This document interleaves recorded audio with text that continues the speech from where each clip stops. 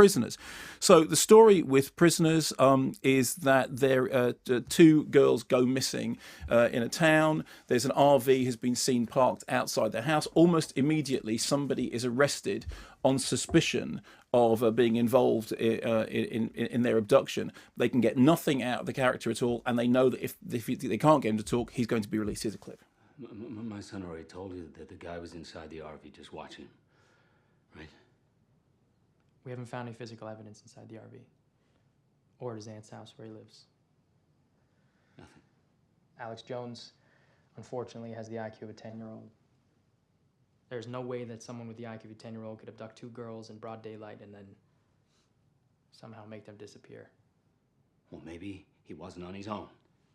How could he drive an RV if he has an IQ of a 10-year-old? Hey, we're considering all possibilities. I don't think you are considering all possibilities. I hear what you're saying. No, Sir, you listen to me. Just shut up for a second. This is what I'm going to need you to do for me. I need you to calm down, Mr. Dover. I understand this is an incredibly hard time, but I have every uniformed police officer in this state looking for Anna. I don't understand what any of this means. They said he ran. They said he tried to get away.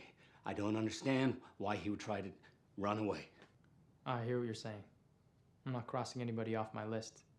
Just let me do my job. So in that clip, Jake Gyllenhaal, Hugh Jackman's also in the film, Viola Davis, Maria Bello, Terrence Howard, Melissa Leo, Paul Dano. This is a very, very sort of top quality cast. It's also shot by Roger Deakins, who is a brilliant cinematographer who makes the whole thing feel like it is weighty with portent and anxiety, and does an extraordinary job of getting the most atmospherically out of every situation. The thing with the film is this: it has some very big ideas.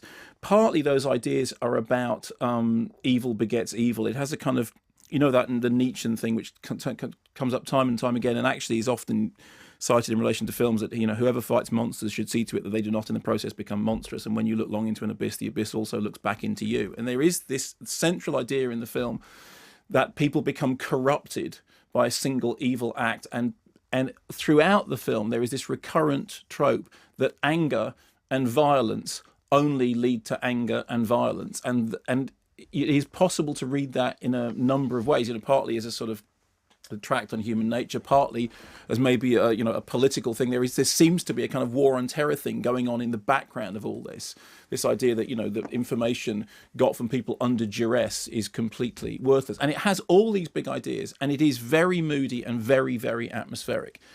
As it moves into its third act, as is so often the case, it starts to fall apart, and you start to realise that there are holes in the plot that you could drive a large RV through.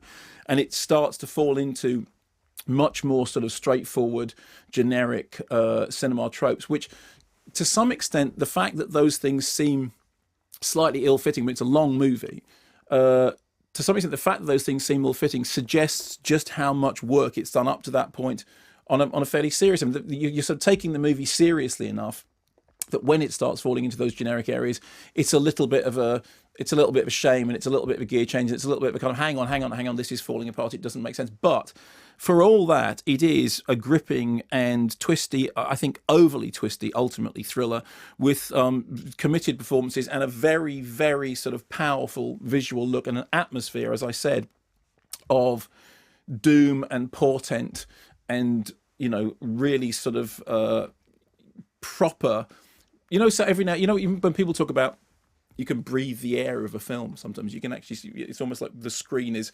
infecting the room that you're watching it in. It's kind of like that. It is a long, dark journey into night, and it's just a shame that in its third act that has to kind of unravel as it fulfills more labyrinthinely obvious generic plot twists. But for the first 2/3 of it, it feels like it's dealing with weighty issues. It just can't carry all of them.